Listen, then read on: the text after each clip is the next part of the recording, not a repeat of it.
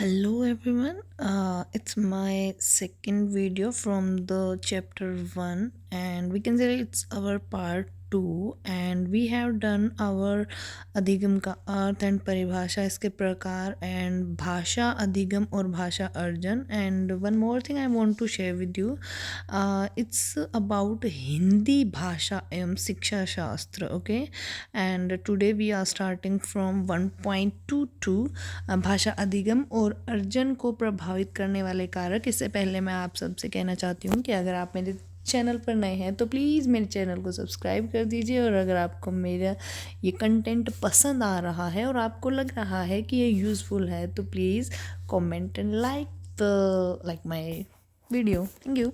Again now we are starting from भाषा अधिगम और अर्जन को प्रभावित करने वाले कारक. विद्यार्थी के भाषाई अधिगम एवं अर्जन को विभिन्न सामाजिक व व्यक्तिगत परिस्थितियां प्रभावित करती है. We know very well. और सबसे बड़ी बात ये है कि जब भी आप पेडागोजी अटेंड करते हो, मीन टू से अटेम्प्ट करते हो, सॉरी, पेडागोजी अटेम्प्ट करते हो, चाहे वो इंग्लिश की हो, हिंदी की हो, इवन एचटेट के लिए भी मैं आपको यही सजेस्ट करूँगी.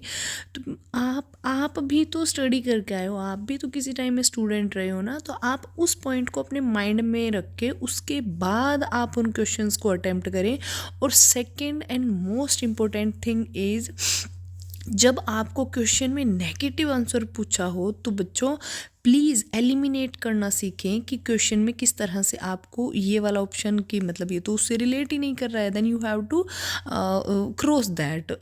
तुरंत आप उसको क्रॉस करें, क्योंकि जब हम क्वेश्चन रीड करते हैं और उसके बाद जब हम आंसर में जाते हैं ना, तो हमारा माइंड वापस पॉजिटिव हो जाता है और हम जो है आंसर मतलब ना चाहते हुए भी गलत कराते हैं. Then we have to learn how we can eliminate these things. Okay, and now we have to start again. विद्यार्थी के भाषाई एवं अधिगम एवं अर्जन को विभिन्न सामाजिक व व्यक्तिगत परिस्थितियां प्रभावित करती है, जिनका वर्णन निम्नलिखित है. सबसे पहले बात आ रही है सामाजिक परिवेश. सामाजिक परिवेश प्रसिद्ध मनोवैज्ञानिक वाइगोत्स्की का मत है कि व्यक्ति की भाषा उसके समाज के साथ संपर्क का परिणाम होती है. We know very well. समाज में जैसी भाषा का प्रयोग किया जाता है, व्यक्ति की भाषा उसी के अनुरूप निर्मित होती है. अगर आपका बच्चा एक मतलब हम ये कह सकते हैं, शायद आपने 6th क्लास में पढ़ा भी होगा, एक वो राजा और साधु की कहानी होती है, उसमें 2 चिड़िया के बच्चे होते हैं, a tale of the story, something like that, ऐसा कुछ है. जिसमें मतलब वो जो भाषा का निर्माण होता है, उन पक्षियों में भी भाषा का निर्माण उनके सामाजिक जो परिवेश है उनका उसके हिसाब से होता है, कैसा एनवायरनमेंट उनके पास है. ठीक है, व्यक्ति की भाषा उसी के अनुरूप निर्मित होती है. यदि समाज में अशुद्ध व असभ्य भाषा का प्रयोग होगा तो व्यक्ति की भाषा के भी अशुद्ध व असभ्य होने की आशंका होगी. व्यक्ति की भाषा पर उसके परिवेश का प्रभाव स्पष्टतः दिखाई पड़ता है. भाषा अर्जन की इच्छा. व्यक्ति अपनी प्रथम भाषा अर्थात मातृभाषा को तो सहज रूप से सीख ही लेता है, किंतु द्वितीय भाषा का अधिगम एवं अर्जन उसकी भाषा सीखने के प्रति इच्छा शक्ति पर निर्भर करता है. उसके बाद बात रही है दैनिक जीवन के अनुभव. मनोवैज्ञानिकों ने अपने अनुसंधानों से प्राप्त जानकारी के आधार पर स्पष्ट किया है कि बालक उन विषय वस्तुओं को शीघ्र ही सीख और समझ लेता है जिससे दैनिक जीवन में उसका संबंध होता है. यह विचार इस मत की पुष्टि करता है कि यदि भाषा का संबंध विद्यार्थी के दैनिक जीवन के अनुभवों से जोड़ दिया जाए तो भाषा अधिगम की प्रक्रिया सरल और त्वरित बनाई जा सकती है. नेक्स्ट पॉइंट आपके पास आ रहा है 1.3 बालकों में भाषा का विकास. बालक के विकास के विभिन्न आयाम होते हैं.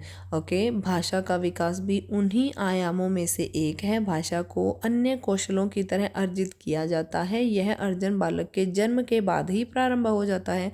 अनुकरण वातावरण के साथ अनुक्रिया तथा शारीरिक, सामाजिक एवं मनोवैज्ञानिक आवश्यकताओं की पूर्ति की मांग इसमें विशेष भूमिका निभाती है. एक मेन पॉइंट भी मैं आपके साथ शेयर करना चाहूँगी कि जैसा कि हमें पता है कि हम कहीं से कोचिंग वगैरह लेते हैं या हम खुद से बुक या क्वेश्चन करते हैं, PYQ हम करते हैं, लेकिन कई बार ऐसा होता है कि कुछ मेन पॉइंट्स हमसे स्किप हो जाते हैं। तो मेरा ये मानना है कि इस तरह से आप अगर ऑडियो अगर आप लिसन करते हो हैं तो आपके बहुत सारे कॉन्सेप्ट क्लियर होने वाले हैं और कहीं ना कहीं ये वो पॉइंट रहेंगे जो आपके माइंड में बैठ जाएंगे और इन एग्ज़ाम अगर वहाँ से क्वेश्चन आता है तो आंसर आपके सामने रहेगा। ठीक है, तो इस तरह से भी आपकी काफ़ी हेल्प होने वाली है। भाषा विकास की प्रारंभिक अवस्था, इस अवस्था में एक प्रकार से बालक धवन्यात्मक संकेतों से युक्त भाषा को समझने और प्रयोग करने के लिए स्वयं को तैयार करता हुआ प्रतीत होता है, जिसकी अभिव्यक्ति उसकी निम्न प्रकार की चेष्टाओं तथा क्रियाओं के रूप में होती है। सबसे पहले चरण के रूप में बालक जन्म लेते ही रोने और चिल्लाने की चेष्टाएं करता है। रोने चिल्लाने की चेष्टाओं के साथ ही वह अन्य ध्वनियाँ या आवाज़ें भी निकालने लगता है। ये ध्वनियाँ पूर्णतः स्वाभाविक, स्वचालित एवं नैसर्गिक होती हैं। इन्हें सीखा नहीं जाता, मतलब ये नेचुरल है। ये अगर ना हो, रोने चिल्लाने वाला काम ना हो बच्चों में, तो कहीं ना कहीं डर बैठ जाता है कि बच्चा मतलब सही है या नहीं है, उसमें किसी तरह की कोई कमी ना हो, उसका माइंड ठीक हो, इस तरह के पॉइंट जो हैं वो होते हैं। अगर उपरोक्त क्रियाओं के बाद बच्चों में बड़बड़ाने की क्रियाएं, चेष्टाएं शुरू होती है।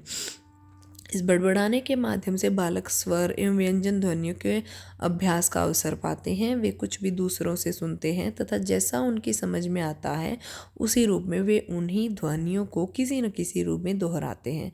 उनके द्वारा स्वरों जैसे अ, ई, उ, ए इत्यादि व्यंजनों में त, म, न, क इत्यादि से पहले उच्चारित किया जाता है। उनके द्वारा, बच्चों के द्वारा जैसे ए, ई, उ, ए इत्यादि को व्यंजनों तय, मैं, न, क इत्यादि से पहले उच्चारित किया जाता है। हाव भाव की भाषा भी बालकों को धीरे धीरे समझ में आने लगती है। इस अवधारणा में प्राय 1-2 स्वर व्यंजन ध्वनियों का उच्चारण कर अन्य की पूर्ति अपने हाव भाव तथा चेष्टाओं से करते दिखाई देते हैं। नेक्स्ट पॉइंट है 1.3.2 भाषा विकास की वास्तविक अवस्था। प्रारंभिक अवस्था को भाषा सीखने के लिए तैयारी की अवस्था कहा जा सकता है। प्रारंभिक अवस्था को भाषा सीखने की तैयारी की अवस्था कहा जा सकता है। इस अवस्था से गुजरने के बाद बालकों में वास्तविक भाषा विकास की प्रक्रिया प्रारंभ होती है, जिसे भाषा विकास की वास्तविक अवस्था भी कहा जा सकता है। यह अवस्था भी बालक के 1 वर्ष का हो जाने अथवा उससे 1-2 माह पहले ही शुरू हो जाती है। कौन सी अवस्था?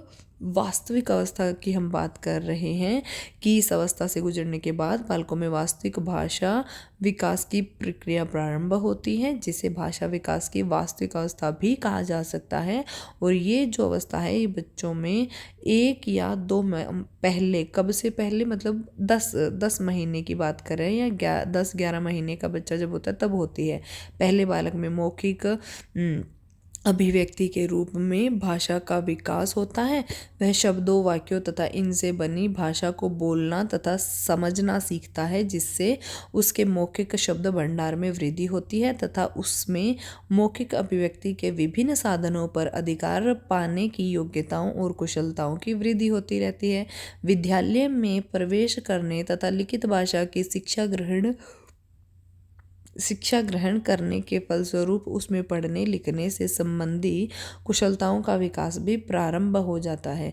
इस प्रकार भाषा के मौखिक एवं लिखित रूपों से संबंधित विभिन्न कौशलों के अर्जन तथा विकास में धीरे धीरे उसके कदम बढ़ते जाते हैं और भाषा को विचार विनिमय का साधन ही नहीं बल्कि ज्ञान प्राप्त करने तथा शिक्षा ग्रहण करने का माध्यम बनाकर अपना सर्वांगीण विकास करने में पूरी तरह समर्थ हो जाता है। बात कर रहे हैं हम लैंग्वेज डेवलपमेंट।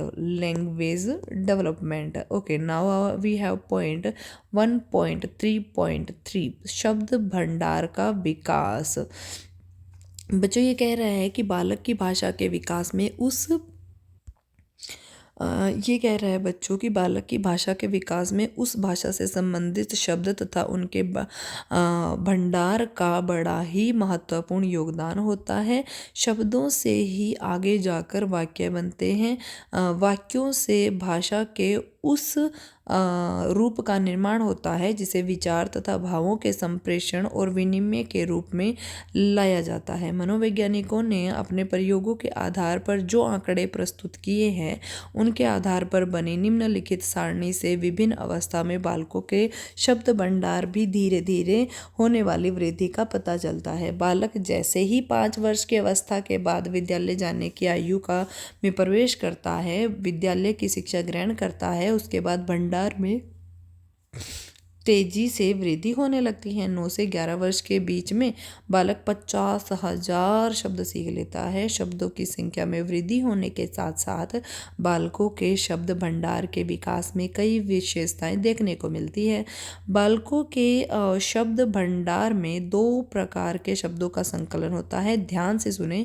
एक तो वे शब्द जिन्हें बालक सक्रिय रूप से प्रयोग में लाता है और भली भांति उनका अर्थ भी समझता है, और दूसरे वो जो वह स्वयं तो नहीं करता परंतु वह दूसरे बच्चों से मतलब दूसरे बच्चे जब बोलते हैं तब वो उनको समझ लेता है। ठीक है। बालकों के शब्दकोश से पहले वे शब्द आते हैं जो शारीरिक आवश्यकताओं को पूरा करें तथा बाद में वे आते हैं जो तत्कालिक मनोवैज्ञानिक आवश्यकताओं को पूरा करें, और इन शब्दों का दायरा पहले माँ बाप तथा परिवार के वातावरण तक ही सीमित रहता है। बाद में बालक जैसे जैसे बड़ा होता है अन्य लोगों के संपर्क में आता है, विद्यालय जाना शुरू करता है तथा अन्य शैक्षिक एवं सामाजिक क्रियाओं में भाग लेता है।